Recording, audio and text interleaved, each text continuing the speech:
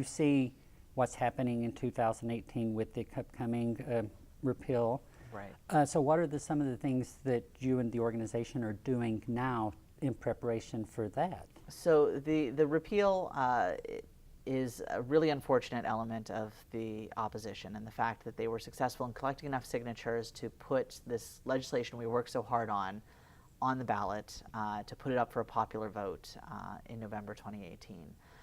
And we have a lot of work to do to make sure that come November 2018, all of these many, many years of work of passing non-discrimination protections in public accommodations remains the law in Massachusetts. That we are now not advocating in the State House, we are advocating in your neighborhoods.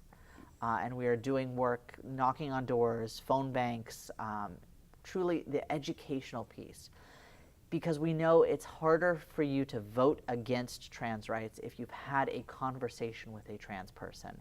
That when you enter that ballot box and you say, here's this piece about transgender rights, and oh, I remember having a conversation with Kelly about this, about why this is important, I can't vote against Kelly. And so we are doing the work, the groundwork, to make sure that we have those conversations, that people know that trans folks are in their neighborhoods, we are in your faith community, we are in your schools, we are in your workplaces, and we deserve just as much right to access public spaces as any other person. And so there are great ways to get involved with the campaign. You can go to freedommassachusetts.org to find out how to get involved if you are interested in joining a phone bank or canvassing, or you just want to talk to somebody about what this legislation means.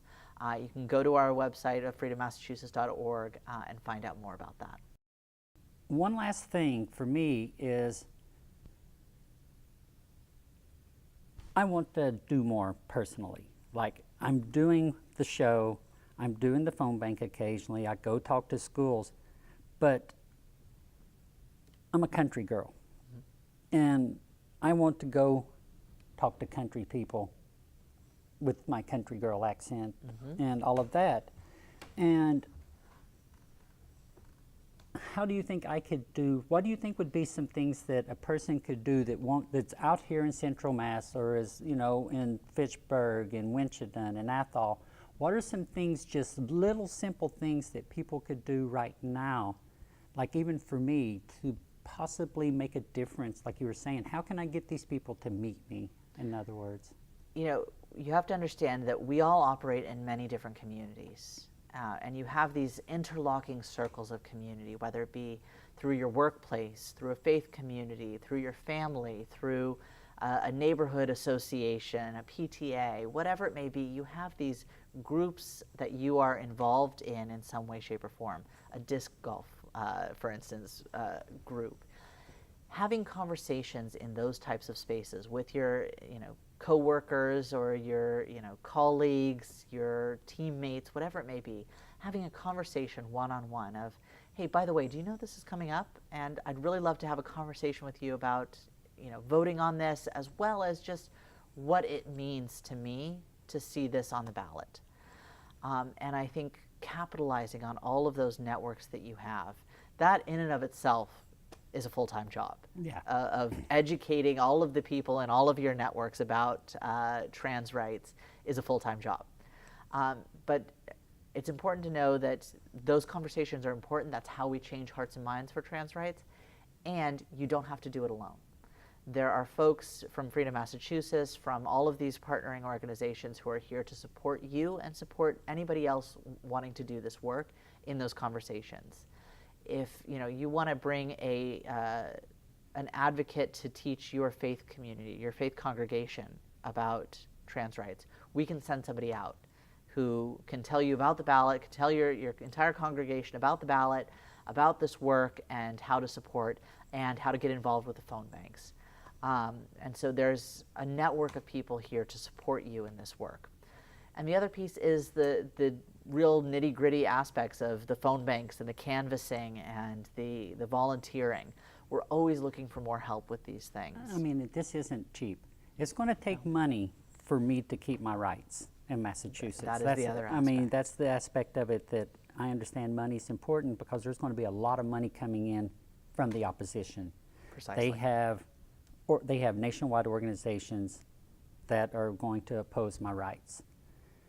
How can people, do you all accept donations and things like that through your organizations? Or? Yep. So Freedom Massachusetts collects donations specifically for the ballot initiative work.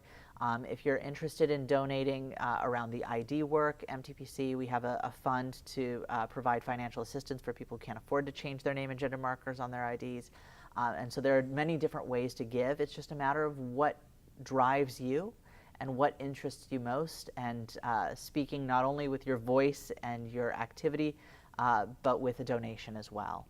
And so freedommassachusetts.org, you can donate there, or masstpc.org for the Mass Trans Political Coalition. You're right, every penny counts.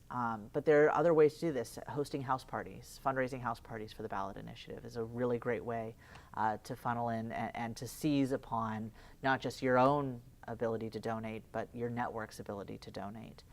So things like house parties, talking to an employer, asking them to financially support this.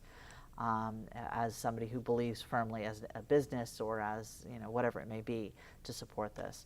And so I think that again it's all about those interlocking networks that each of us has, and how can we capitalize on spreading the information, the advocacy, and the fundraising across all of those networks. We're going to win.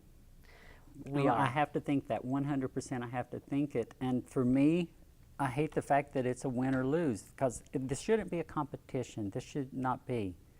This, but since I'm having to fight for my rights, I want us to win 99.9999999% of the ballot. I want the rest of the country to say, Massachusetts isn't just sitting there blowing smoke. They really and truly are supportive.